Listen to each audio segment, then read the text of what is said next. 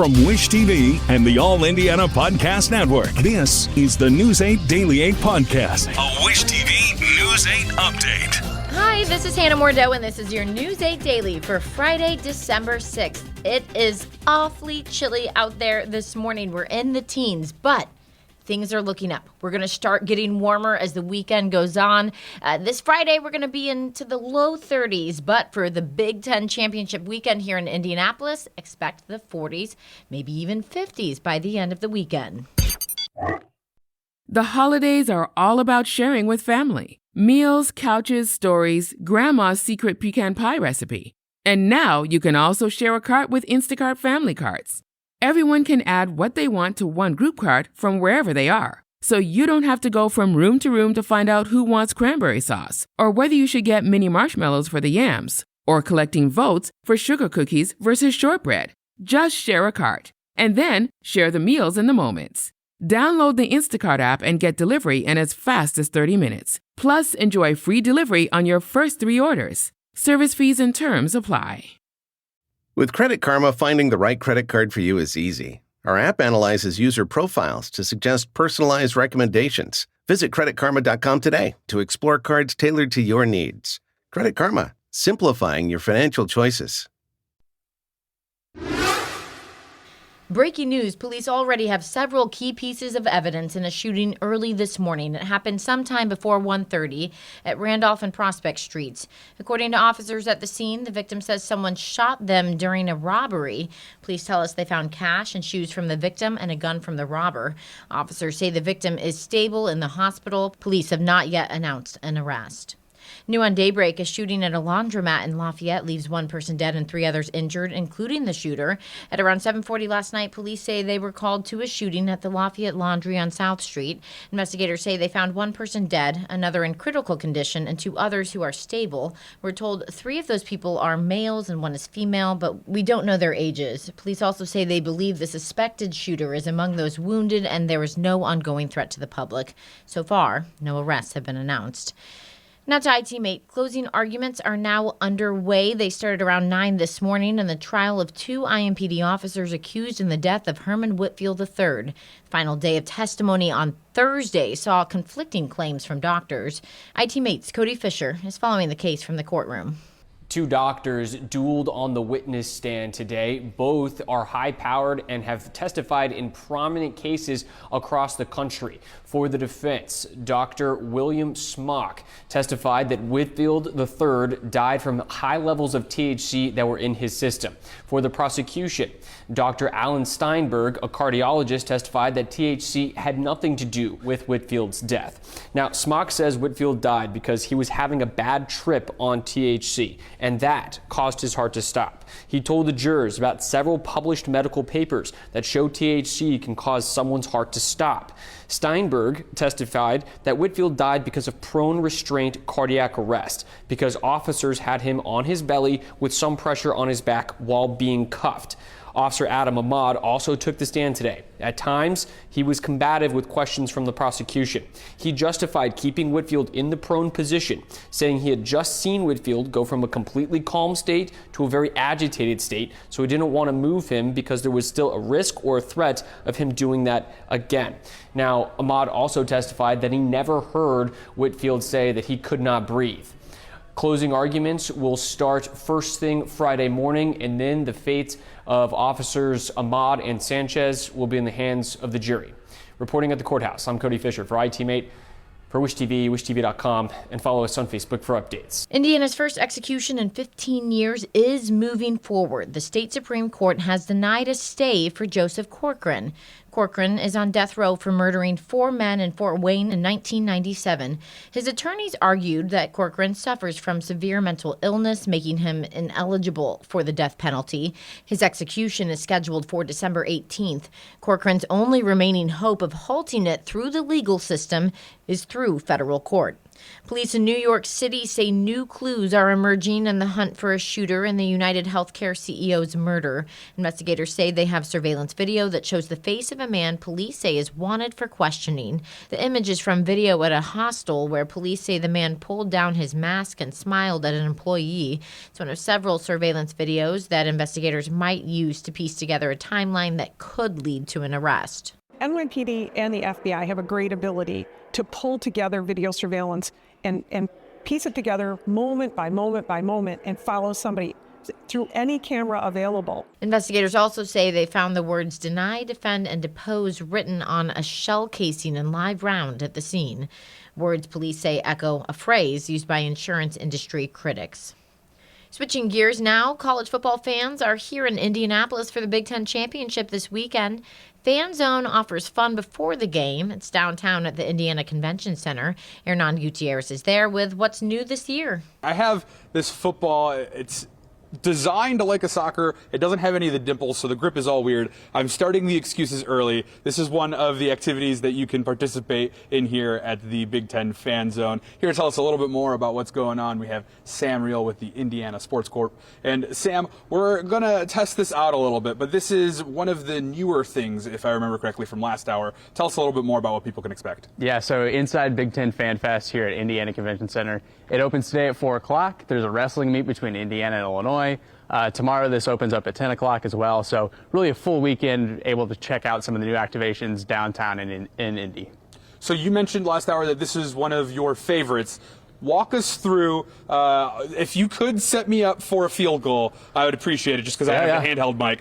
Walk us through what people are supposed to do as much as you know. So you got a few options here. Obviously you can do the target practice with the throwing. There's the soccer goal set up. So if you don't make the field goal, you got a chance to make the soccer goal. So really winners all around here at this one. Tell us a little bit about Tailgate Town, which is outside. What can people expect there? Yeah, so that's a free activation, starts at 10 o'clock. It's on South Street, so just north of the stadium. And then at 3:30, there's the St. Elmo Shrimp Eating Contest with Joey Chestnut. So we're going to be out there, food, fun, games. The bands will be out there, so it's really that college atmosphere. Sam, thank you so much for your time this morning. We really appreciate it. Tailgate Town, which is on South Street. Again, that one is free. That's tomorrow. All of the action for the Fan Zone is free if you have a ticket to the big game tomorrow. Otherwise, it's $12 to get in. That all kicks off here at the Indiana Convention Center at 4.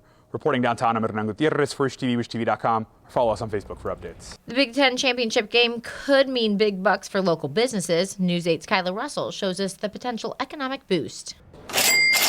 That's the sound of money in Indy's pockets. The 14th Big Ten Football Championship in the Circle City is expected to rake in at least $20 million. Here, they're spending money at restaurants, bars, around the city. So that's kind of the cumulative total of all of these people coming into the city. The coin toss is set for 8 on Saturday night, but thousands of Penn State and Oregon fans are already making their way here. Obviously with Oregon, the Indianapolis Airport Authority have added more flights. So they get to experience, that low barrier that the Indianapolis Airport obviously provides, and then Penn State as well coming in. So we are seeing more kind of national travel than we might some years. It wouldn't be an Indy event without some Hoosier hospitality. When fans arrive, they'll have a host of events to tackle at the convention center. The Big Ten Fan Fest kicks off Friday at 4, complete with food and drinks on sale. Also at the convention center, fans can watch the first Big Ten Takedown. It's a wrestling duel between IU and the University of Illinois. And just a pass away, there's Tailgate Town, another spot for fans to buy some iconic Indy eats. Indianapolis has a lot for you to do that you might not know about. Obviously, Mass Ave has a great opportunity,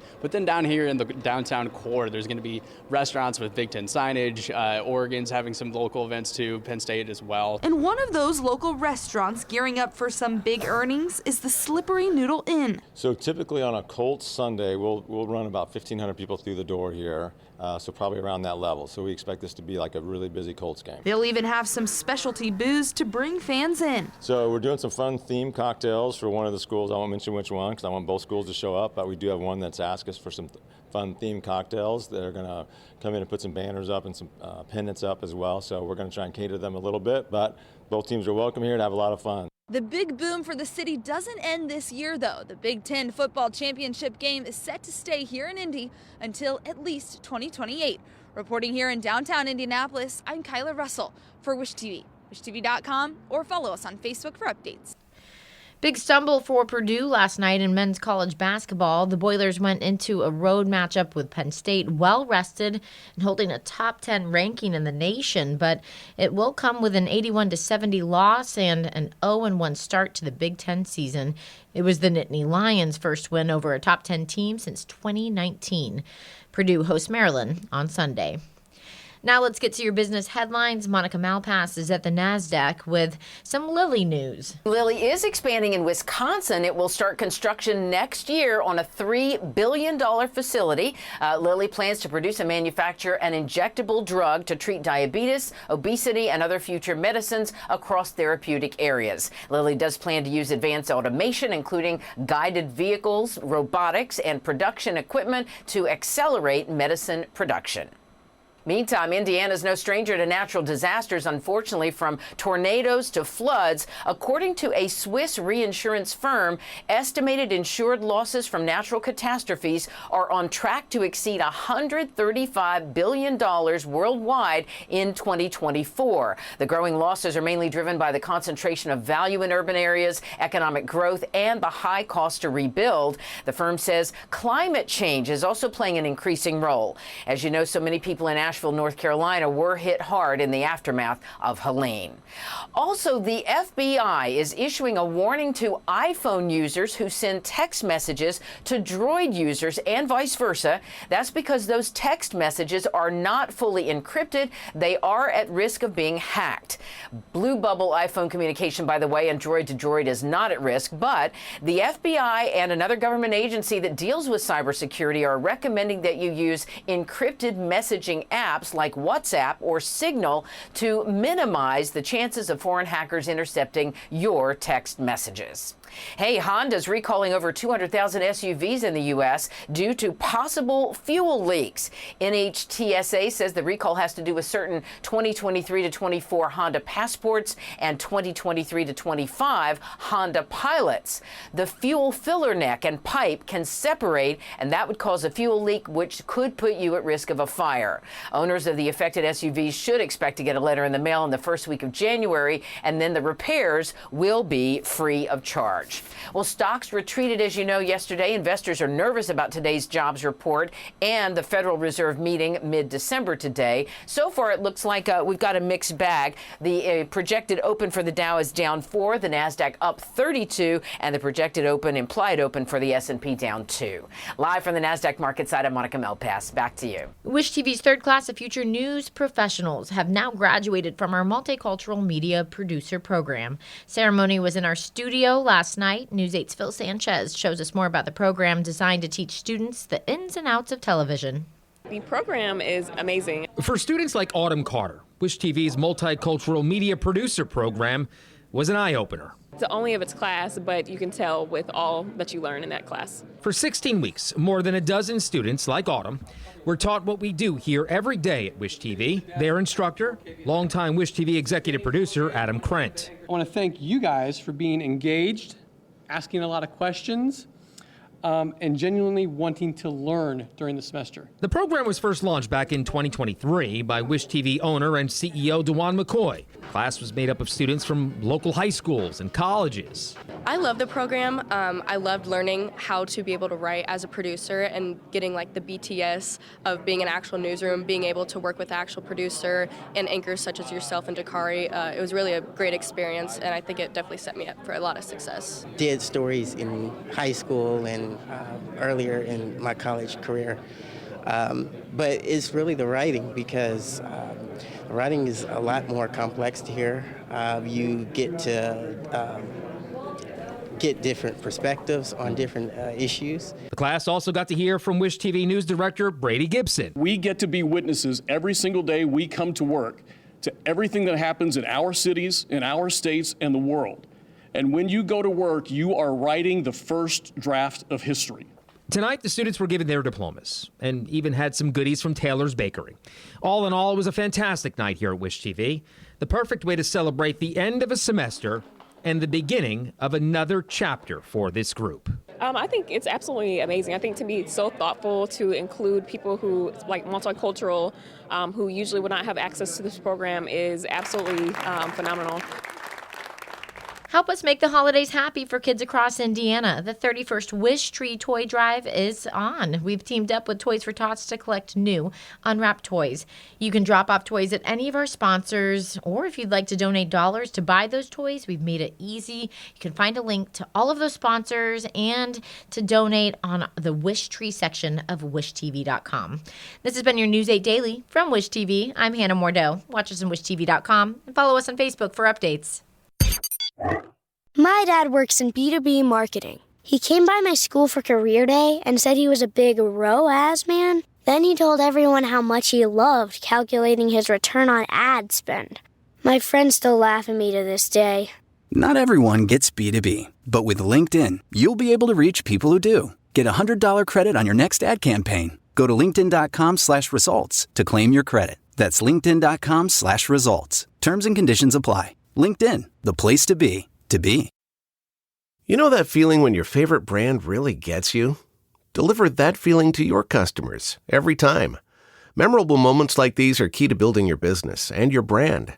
Klaviyo turns your customer data into real-time connections across AI-powered email, SMS, and more, making every moment count so you can continue to build smarter, more meaningful relationships with your customers.